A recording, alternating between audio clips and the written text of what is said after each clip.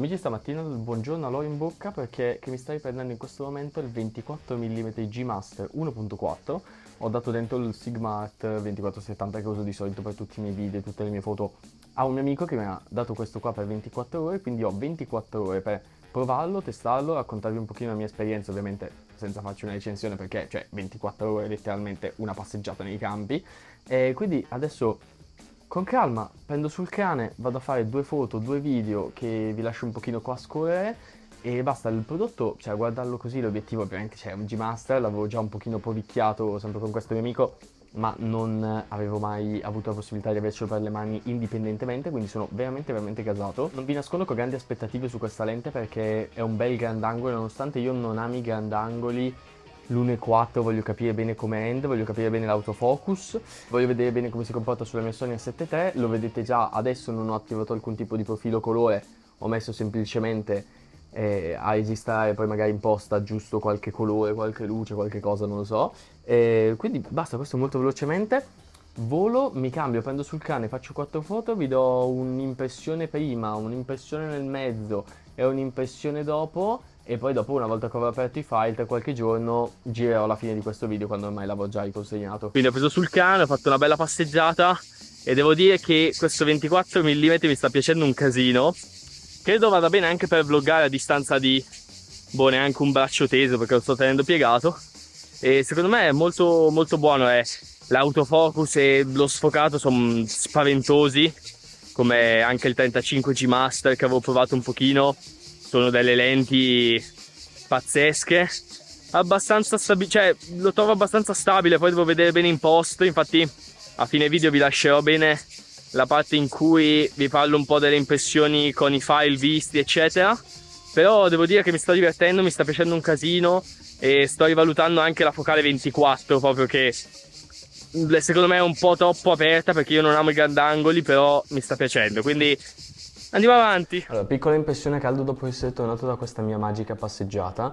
I risultati li state vedendo in sovraimpressione, vi devo dire niente male, mi ha sorpreso il corpo ovviamente, è leggero, è strutturato bene, a livello di qualità costruttiva perfetto. L'unica cosa che mi ha dato veramente fastidio è lo switch tra fuoco manuale e fuoco automatico. Secondo me il fatto che molti mettano il pulsante customizzabile sui G-Master come switch tra autofocus è dato da questa cosa qua, perché la leva di fatto è difficile da raggiungere e non è così facile da far scattare, però è l'unica cosa. Poi per il resto a livello di qualità d'immagine mi ha sorpreso la messa a fuoco, mi ha sorpreso comunque a livello generale, zero focus briefing ovviamente, cioè ricordiamo che stiamo parlando di una lente da 1500 euro in questo momento su Amazon.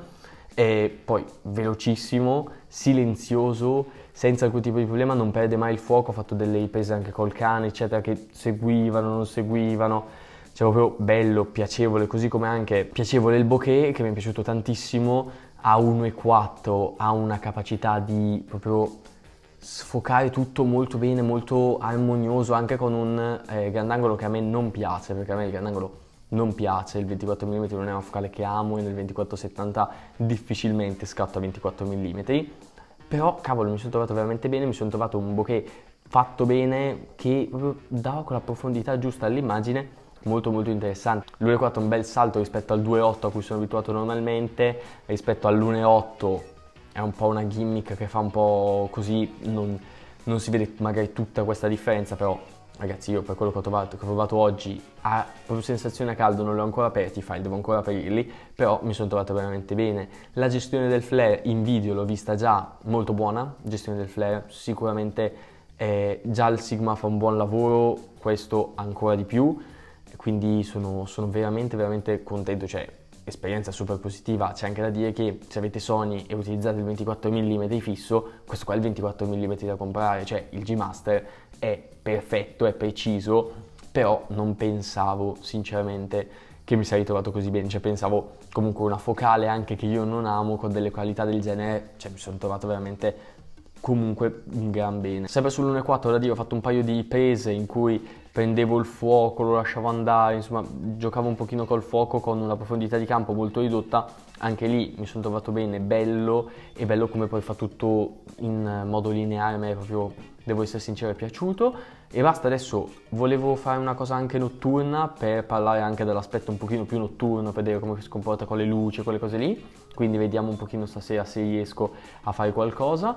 Apro i file, li guardo e quindi vi lascio una panoramica, adesso per qualche secondo vedrete una mia panoramica girata tra qualche giorno, in cui vi parlerò un pochino di tutta l'esperienza, anche tolto il fatto che siamo un po' a caldo, cioè l'esperienza a caldo. Io mi sono divertito, sono tornato da poco, mi sono divertito, è stato strabello, cioè una lente che veramente, boh, cioè la tengo, cioè, cosa devo dire, una super lente. Vediamo un attimo, adesso faccio sbollire l'entusiasmo e vi do una panoramica un pochino più tranquilla. Comunque le immagini potete vedere anche voi. Premesso che è passato ormai una settimana, io sono tornato a Bolzano, in questo momento sto facendo una bella camminata in Val di Funes con il fresco e le montagne, e prendo l'occasione al volo per darvi delle opinioni a freddo sul 24 mm 1.4 G Master dopo aver provato anche i file e dopo averlo provato anche in notturna.